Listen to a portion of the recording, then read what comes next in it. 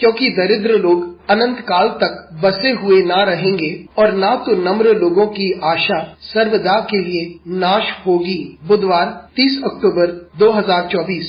आज के मनन के लिए मैंने आप ही के लिए चुना है मत्ती अध्याय 4 और उसका 7वां वाक्य। यीशु ने उससे कहा, यह भी लिखा है कि तू प्रभु अपने परमेश्वर की परीक्षा ना कर। आपका दिन आशीषित हो। जब हम चुनौतियों का सामना करते हैं तो यह महत्वपूर्ण है कि हम परमेश्वर के वचन की ओर लौटें, जिससे हमें बल मिलता है। आइए इस वाक्य पर मनन करते हैं। आज की सुबह का विषय है वचन पर आधारित। ये वह समय की बात है जब यीशु मसीह अपने बपतिस्मा के बाद आत्मा द्वारा रेगिस्तान में ले जाए गए और वहाँ उसकी परीक्षा हो रही थी। जब शैतान ने यीशु मसीह को पवित्र शहर की ओर ले गया और उससे कहा कि यदि तू परमेश्वर का पुत्र है तो यहाँ से गिर जा, क्योंकि लिखा हुआ है कि स्वर्गदूत तेरी रक्षा करेंगे और तुझे अपने हाथों में उठा लेंगे। और शैतान यीशु मसीह से यह कह रहा था, वो परमेश्वर के वचन में से उल्लेख दे रहा था। यीशु मसीह ने शैतान को यह प्रतिक्रिया दी और उससे कहा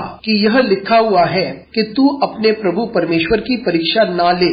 यीशु मसीह वचन पर निर्भर रहे ताकि वे परीक्षाओं से लड़ सके। यीशु मसीह ने परमेश्वर के वचन में से शैतान को पराजित किया, जो वचन में से उदाहरण दे रहा था। मित्रों, ऐसे बहुत से समय आते हैं जब हमें चुनौतियों का सामना करना पड़ता है और हम आंतरिक युद्ध लड़ते हैं, हम आत्मिक आंधियों का सामना करते हैं। और इन सारी परिस्थितियों में हमें समझना चाहिए कि यीशु मसीह ने परीक्षाओं का सामना कैसे किया। यीशु मसीह ने परीक्षाओं का सामना वचन को आधार बनाकर किया और उन्हीं पर उसने भरोसा किया। इसी प्रकार से हम भी अपनी जिंदगी में हम वचन को पढ़ें ताकि हम वचन पर निर्भर रह सके, हम वचन को समझें ताकि हम हर युद्ध को और हर चुनौती का सामना कर सके। और यदि हम वचन में कमजोर हों तो शैतान वचन का हवाला देकर हमें पराजित कर देगा, क्योंकि हम वचन पर निर्भर ना हो पाएंगे और अपना युद्ध ना लड़ पाएंगे। इसलिए हमारे लिए बहुत महत्वपूर्ण है कि हम वचन को पढ़ें, उसे समझें, उस पर मनन करें, ताकि सही समय पर जब हम